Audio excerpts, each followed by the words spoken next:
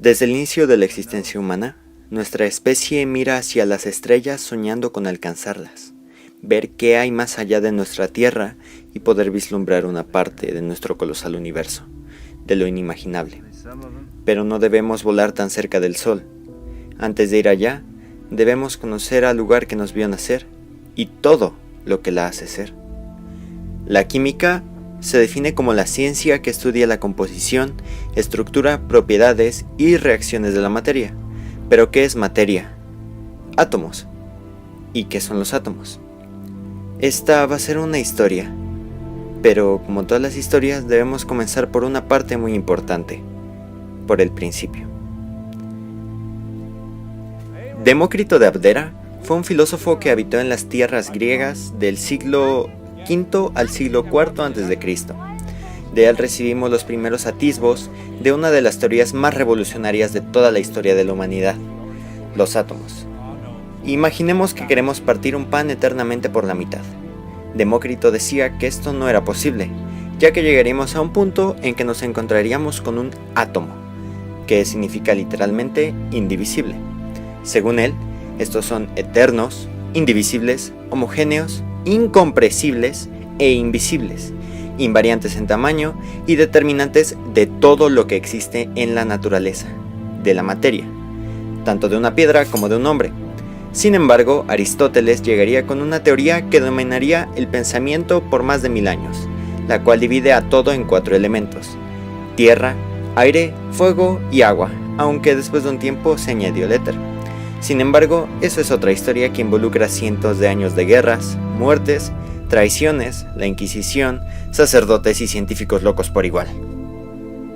John Dalton, inglés del año 1776, desempolvó la teoría de Demócrito, y de esta forma aportó una de las contribuciones que dieron banderazo de salida a la revolución de la ciencia, rompiendo también el pensamiento aristotélico, así también revolucionando la química.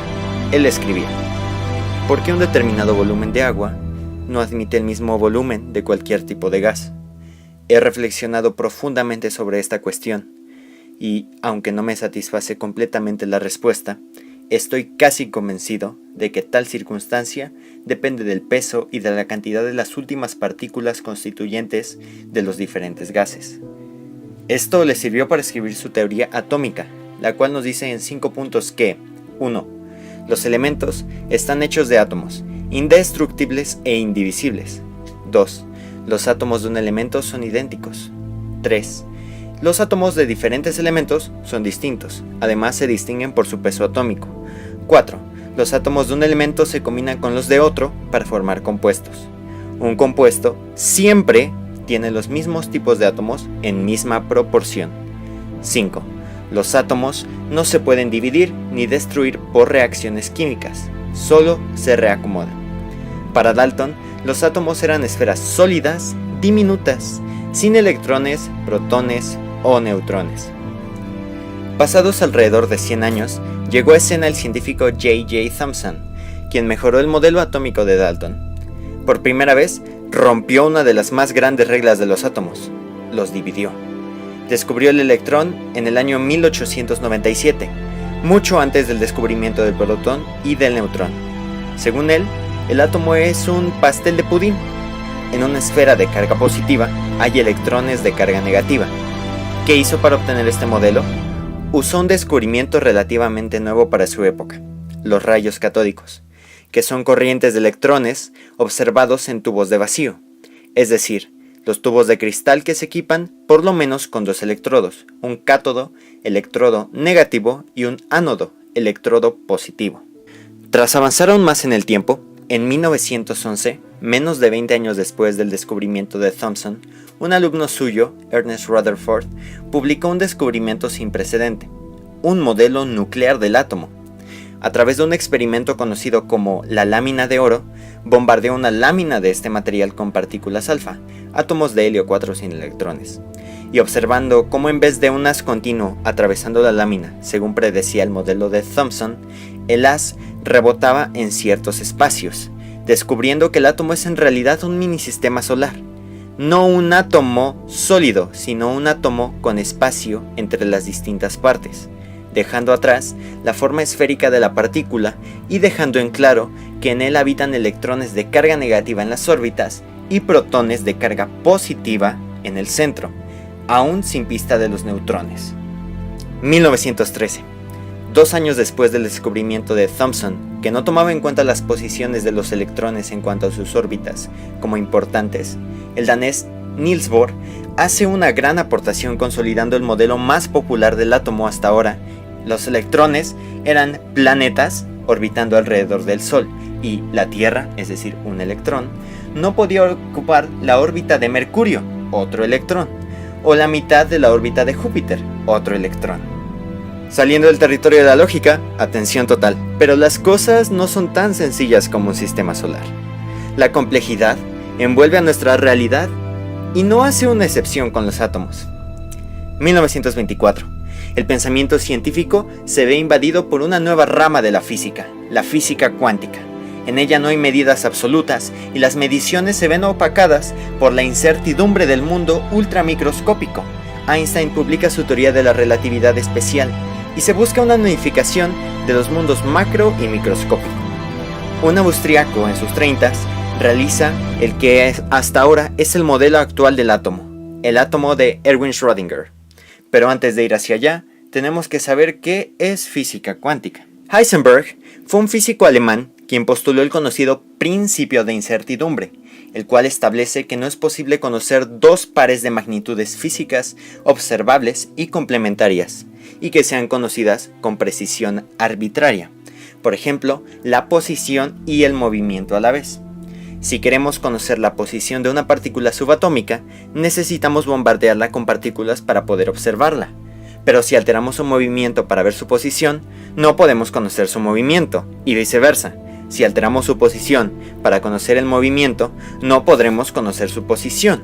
No podemos conocer las dos al mismo tiempo. Podemos ejemplificarlo con el gato de Schrödinger, el físico que nos atañe en esta sección del video. Si metemos un gato a una caja y colocamos una botella de veneno con un cronómetro que podría matarlo al cabo de 30 minutos, salimos por 1 hora y regresamos al lugar de la caja, el gato está vivo y muerto a la vez, ya que el sistema está en un perfecto equilibrio de probabilidad. Bien podría haber reventado la botella y haber matado al gato o no, y hasta que no hagamos colapsar el sistema, no sabremos con certeza qué es lo que ha sucedido. La física cuántica es la representación de la probabilidad matemática en la vida real. Ahora volvamos con Schrödinger y su modelo atómico, y debemos tener muy en claro algo. El átomo no es un sistema solar, sino un globo que tiene en su centro, levitando, un núcleo positivo, y aún a la fecha de la publicación de este modelo no se tenía en cuenta la existencia de los neutrones, por lo que solo conocemos electrones negativos y protones positivos en este tiempo. Los electrones son ondas y partículas a la vez que habitan en regiones de probabilidad. Al elegir un orbital, tenemos cierta probabilidad de encontrar un electrón en esa área, mas no la certeza de tenerlo. Como el gato de Schrödinger, los globos, o más técnicamente, los lóbulos, son los niveles de energía de los que hablaba Bohr. Entonces, Schrödinger nos ofrece el modelo más preciso actualmente del átomo, un ramo de globos dentro de los cuales hay ciertas partículas que a la vez son ondas de energía, como la luz, las cuales orbitan en direcciones aleatorias alrededor de un núcleo. Tal vez un poco confuso. Volviendo al territorio de la lógica. Como sabemos, las partículas de igual carga se repelen y las de carga opuesta se atraen. Por este motivo los electrones orbitan al núcleo. En el año 1932, James Chadwick realizó un descubrimiento fundamental en el campo de la ciencia nuclear.